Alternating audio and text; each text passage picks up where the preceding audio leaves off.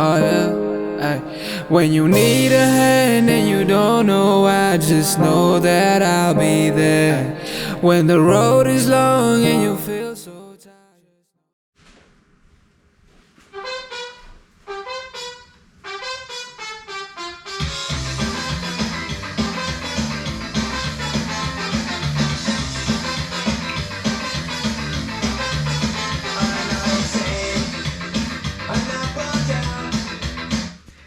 And I'm not. So, hey everybody, it's John Reagan with E-Powersport, and just wanted to play that little blip there for you. Getting up here on Sunday. Oh, I forgot my coffee. Can't do a coffee chat without coffee. What's wrong with me? All right, here we go. Coffee. Got it. Ready to go. So, as you can see, we're here in the E-Powersport garage, and I'm missing my banner. Where'd it go? Didn't get stolen, don't worry. I actually am using it dual purpose on my back balcony, which faces a park, so there's people out there all the time, so get a little free ad that way, but also using it as a way to block their headlights from the park. So that way, I mean, I have curtains, okay, don't get me wrong, I have curtains, but sometimes, no matter how you do the curtains, the light still, it's like, they turn their headlights on and it beams across the field and just hits the window and it spreads like liquid and goes around. I found a crack and it doesn't just shines right in your face, you know. It's like that doesn't even angle. The angle doesn't even work. It's like, how does it do that? It prismatically angles its way to shine right in your eyes as you're trying to sleep. So anyway, so that's what I did with that banner. I took it, put it back there. It's serving a dual purpose now. I usually wear the shirt anyway, and if you haven't figured it out by now, this is our E-Powersport channel. We sell e-bikes, electric motorcycles, parts and accessories, and we're building up on the parts and accessories, so bear with me.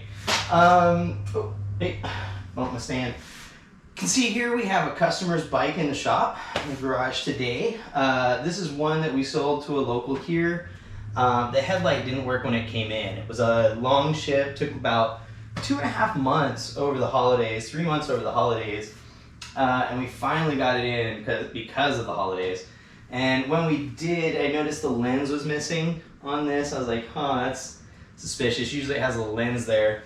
And of course the headlight didn't work. And then they wanted to ride it, so we got it together for them and let them take it out and just bring it back later when we got the headlight. And while they had it, they had a little charging accident with it, and so it's not charging right now because of what happened, and I'm going to take a look at that. We're going to open it up and go in there and see what happened. Pardon me, I'm thinking it's probably just an internal fuse, but I'm getting to this one this week and see what went wrong there. If you watch our channel, you know that earlier this week for the summer solstice, we did our first ever summer solstice run. And, you know, some of the haters out there were saying, your bikes can't go 60 plus miles on a charge. Oh, you're so full of it. I was like, dude, I've done it. It's not like I'm full of it. I actually done it. And so I was like, you know what? I have so much faith in these bikes. I will go through the middle of the freaking desert to another town at just 60 miles away, basically. It was a 57.5 mile ride, and I still had juice to spare. And for those of you that don't know, with these, when you get into about the last few volts actually, they begin to be very miserly. And I've done it before. The last 4 volts on the little burro, I've actually run out to over 15. It was like 18 miles here in town before it died, and I had to walk home. Walking sucks with these, I'll tell you that. They're heavy. It's not fun. Speaking of walking home, on the way back from that Prim trip, if you've watched the video, you may have noticed that there's a lot of getting there. There isn't so much going back. And the reason for that is, you may have also noticed Little Burro's got some new kicks, right? She's got some new, what is called Kenda Flames, but these are just not labeled ones. They're actually really nice tires. I've been really impressed with them. And I did put liners in these because, as I'm getting to, on the way back, and if you watch the end of the video, you find out that, yeah, I blew a tire. Stupid me, I'm just gonna admit it, you know, I have the liners, I have the stuff to keep it from happening, and I still was like, I don't have time. If there's one thing I could suggest you do immediately as soon as you get the part to do it, that is buy some liners. Put 2 liners in your tires, because man, on the way back I blew a tire, and if you watch the internet, it is a grueling, you don't even get to see the whole walk because the camera ran out, and I was just like, forget it, I'm not gonna even bother. It was a grueling walk back in 100-degree weather. I actually got to the point where I rode my flat tire. Oh, it's horrible. Luckily, these are magnesium cast rims, and as I said in the post about it, that's where you want to use magnesium. I mean, my rim is dinged up like you would not believe. Just little nicks and scratches and stuff. Still rides straight, still cute, I mean true. Just really, really solid rim. Destroyed the tire. Completely demolished the tire.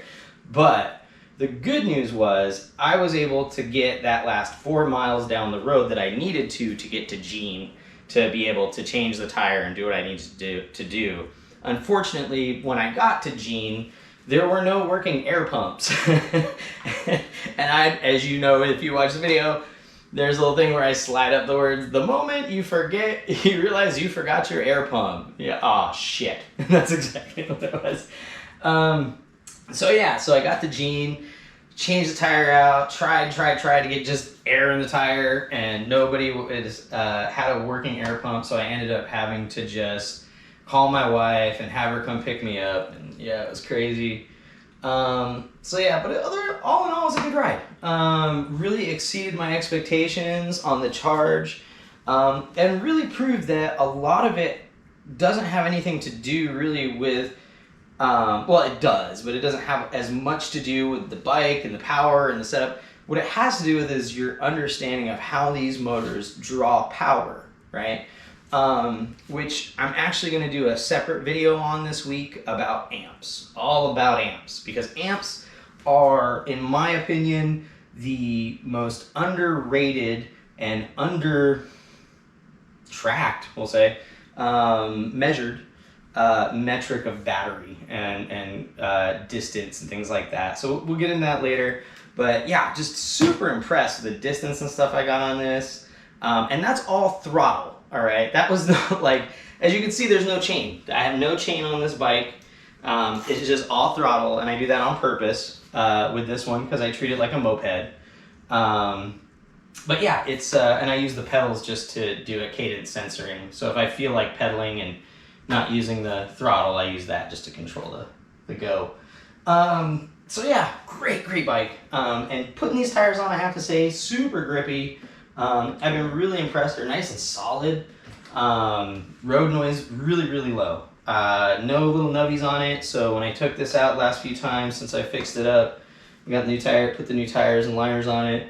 Silent. I mean, it's just, just the motor. That's about it. Because I've beaten this motor up pretty hard. Coming up on 1,000 miles on this thing, and I am not nice to it. I bunny hop it, bang it around. You watch the video, I just beat the hell out of it on the trail. And it's holding up like a trooper. The 8 kilowatt we got in right now, mine, I have to finish fixing. I accidentally popped the inner tube with one of the spoons when I was putting on, and that just frustrated me all the heck, so I had to back off. I was just too excited it was even working. I had it relaced because, I laced it. So, what else? There's all kinds of stuff. We have the Wild Wagon still available. If nobody buys it, I'm definitely just going to have to start riding it and putting miles on it because it's a fun bike. It's too fun a bike to just let sit, I'll tell you. As I mentioned, working on this customer's bike, but this one's a 5 kilowatt. We have a red version of this coming in with a 12 kilowatt motor, 41.6 amp hour battery pack, full light package as we call it, with the headlight. It'll be working. Tail light, turn signals, and wireless alarm that does lock the hub motor as well. So that'll be coming in. If you buy it before it comes in, we can do a reservation order. It'll be about $4,600. If you wait till it gets here, it's going to be a little over $5K plus tax. So And then we have the Paselec PX3 that I want to touch on for a minute. Not just touch it, but I want to talk about it for a minute. So Paselec, just first of all, I want everyone to understand we are not Paselec, okay? We are an independent shop, independent dealer. We select bikes to sell, suppliers to work with, things like that, right? We are not representatives directly of these companies, okay? So I know some of you got confused on some of our other videos. You're like, oh, buying that next week? Yeah, I mean, I wasn't getting your orders. So I understand that. It's a little confusing, but just know that if you buy one from us, it's different than if you're buying it, say, from Paselec or on Amazon or something like that. So we support the ones we sell. They have to support the ones they sell. That's how Paselec sets it up. We work with Paselec pretty heavily because they do provide a good quality product, and they've provided us some great support as well when we needed parts, you know, and when they're able to, barring, you know, any COVID lockdowns or anything. We get things shipped out pretty quickly. Parts are being warehoused here in the US more now, so we're getting things shipped even in a more timely manner. So to me, that's, I think, worth it. The PX3 I have here, I mean, we really beat this thing up. We left it outside near the ocean to see how much it would rust, and after 2 months, it has a little surface rust on the chain, which I wouldn't even worry about, really. I'm scrub it and put some oil on it, tighten the brake pads down a little bit, and good to go, really. I mean, it's still a good bike. Really surprised at the solidity that it has and the reliability that it has as well. So yeah. So there's those things. You know, there's a lot of people that are on these channels. I actually realized the other day how many people are following us just to negatively. I'm sorry if it's you. Man, try and get a better something to do.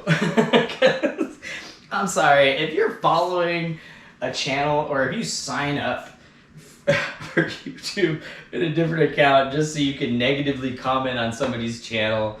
I mean, it really does say a lot about you. Right?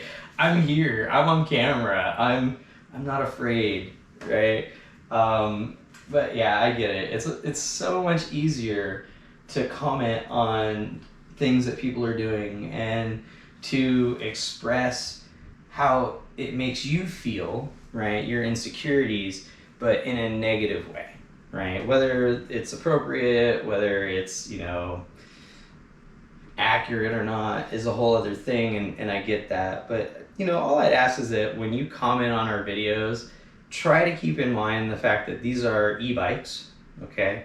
They are, you know, a relatively important part of our society moving forward, but, you know, it's not something to get so personally angry about. And I think it's good that people do because it shows they have passion, but the level at which some of you attack on there, oh man, I mean, you could really just rack it up in those and just understand the psychology of people. It's interesting.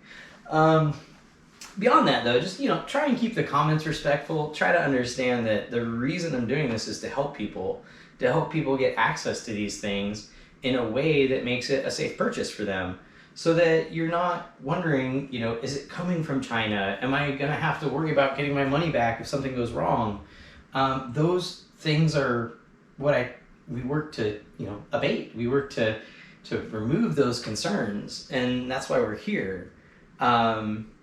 You know, it's a little harder though when you're helping people and they're stabbing you in the back and they're negatively commenting on things, and, you know, you help them as much as you can and they still are being essentially rude and controlling. It's like, you're a customer. I appreciate you.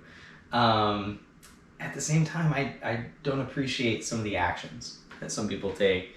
We do everything we can to help you. We do everything we can to help you keep riding. I'll even go out of my way to help you get parts you need that aren't even related to our bikes that we sell. just because I want to help you and help you keep riding, right? But keep that in mind when you look at how, if you deal directly with the companies, how they treat you versus how we treat you.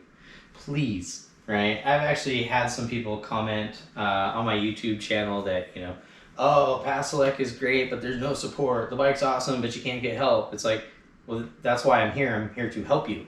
You know? So if you bought it from another place, please keep that in mind. Please keep your comments to those spaces that you purchased it from, to those companies that you have issue with.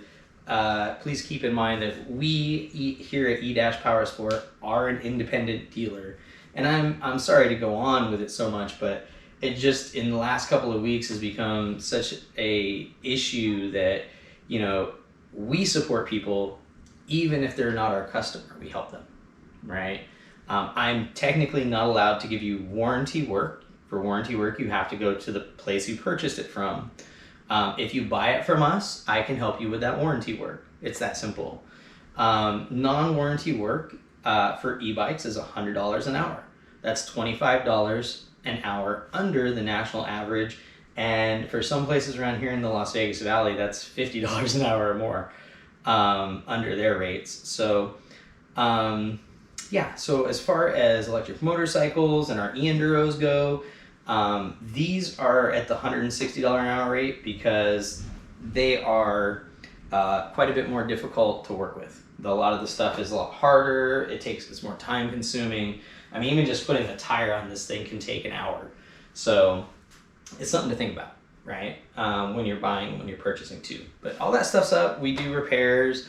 I'm sorry to drone on a bit about the whole customer thing, but you know, it just surprises me when you are working in other people's best interests, how easily it is for them to turn around and just bite at you and like, dude, I'm trying to help you. You know, it's like they say when you go up on somebody who's drowning, right? And the likelihood that they will pull you under. So you have to be aware of that and work against that part, calm them down. So yeah, you just gotta keep that in mind, I guess. Lessons learned from business. But yeah, tell you, little burro, even our larger e-enduros, I can get those. You can get those out to 60 plus miles on a charge, no problem.